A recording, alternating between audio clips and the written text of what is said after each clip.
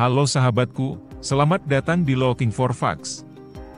Pernahkah kalian berpikir, di balik gemerlapnya kota-kota besar di Cina seperti Shanghai dan Beijing, ternyata menyimpan sisi gelapnya yang jarang terlihat kita?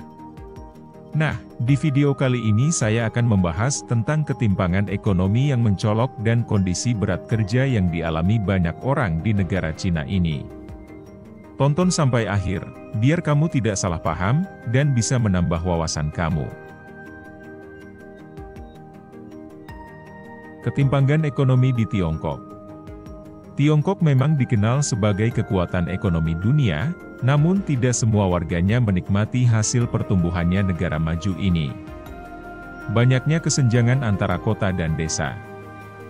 Di kota-kota besar seperti Shanghai, Beijing, dan Shenzhen, penduduk menikmati fasilitas modern, gedung pencakar langit, transportasi cepat, hingga gaya hidup mewah.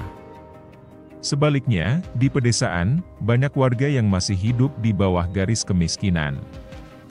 Data pada tahun 2023, hampir 500 juta warga pedesaan hidup dengan pendapatan yang jauh lebih rendah dibandingkan warga perkotaannya.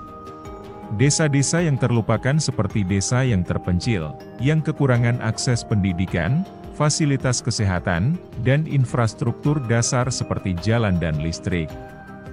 Anak-anak di sana sering harus berjalan jauh untuk sekolah atau bahkan bekerja membantu keluarganya. Beberapa desa di Cina memiliki tradisi yang disebut anak-anak gunung, yang bekerja keras sejak usia dini. Setiap tahun, jutaan orang dari desa pindah ke kota besar untuk mencari pekerjaan. Mereka disebut pekerja migran, tetapi banyak dari mereka yang hidup di bawah kondisi sulit. Mereka sering tinggal di asrama sempit dan hanya bertemu keluarga beberapa kali setahun. Bagaimana menurut kamu guys? Di satu sisi Cina adalah rumah bagi gedung-gedung pencakar langit yang menjulang tinggi dan pusat dunia kemewahan. Tapi di sisi lain, ada desa-desa yang bahkan belum menikmati akses jalan yang layak. Jutaan pekerja migran yang harus meninggalkan keluarga mereka di desa untuk bekerja di pabrik-pabrik dengan gaji pas-pasan, itu pun mereka tidur di kamar sempit dengan banyak orang, dan hanya bisa pulang sekali atau 2 kali dalam setahun. Kondisi pekerjaan yang berat. Di Cina ada budaya kerja yang mereka sebut 996. Simbol atau angka yang terkenal di Cina ini adalah budaya kerja 996, maksudnya mereka bekerja dari jam 9 pagi hingga jam 9 malam, selama 6 hari seminggu. Industri teknologi atau pabrik-pabrik di sana, sering menerapkan sistem ini, dan pekerja di sektor ini bahkan beranggapan ini normal. Meski terlihat produktif, hal ini membuat banyaknya pekerja yang mengalami stres berat, kelelahan, hingga masalah kesehatan serius. Negara Tiongkok ini sangat dikenal sebagai pabrik dunia, dengan jutaan pekerja di sektor manufaktur. Namun, di balik itu semua, banyak pabrik yang memiliki kondisi pekerjanya yang sulit, seperti jam kerjanya panjang, bahkan seringkali lebih dari 12 jam sehari. Namun upah yang diterima mereka pun sangat rendah, bahkan tidak cukup untuk biaya hidup di kota besar. Bukan itu saja, pekerja di Cina banyak sekali terjadi kecelakaan kerja. Ini diakibatkan karena kurangnya standar keselamatan kerja.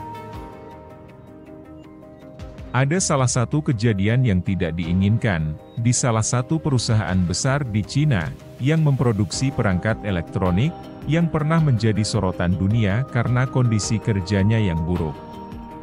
Beberapa laporan menyebutkan adanya kasus bundir di kalangan pekerja akibat tekanan kerja yang begitu membebankan mental. Setelah peristiwa ini terjadi, akhirnya perusahaan itu memasang jaring pengaman atau CCTV di sekitar gedung tersebut untuk mencegah para pekerjanya melakukan hal-hal yang aneh. Di balik perangkat elektronik canggih yang kita gunakan, ribuan tangan pekerja yang memproduksinya mereka punya dedikasi yang tinggi. Tapi nyatanya, mereka bekerja dalam kondisi yang jauh dari kata layak. Salah satu contoh adalah kasus di negara Tiongkok ini, tempat ribuan pekerja harus menghadapi tekanan berat hingga beberapa di antaranya mereka merasa putus asa. Di situasi seperti inilah banyaknya sisi gelap dari dunia manufaktur yang sering tidak kita dengar dan kita lihat fakta aslinya. Di Cina, ada kota yang penuh dengan gedung pencakar langit, jalan-jalan lebar, taman indah, bahkan mal mewah, tapi semuanya kosong. Di Tiongkok ini dikenal dengan ambisinya untuk membangun infrastruktur yang megah, namun ada sisi lain dari cerita ini. Banyak kota modern yang dibangun dengan fasilitas lengkap justru menjadi kosong melompong karena tidak ada yang tinggal di sana. Kota-kota ini pun dijuluki kota hantu.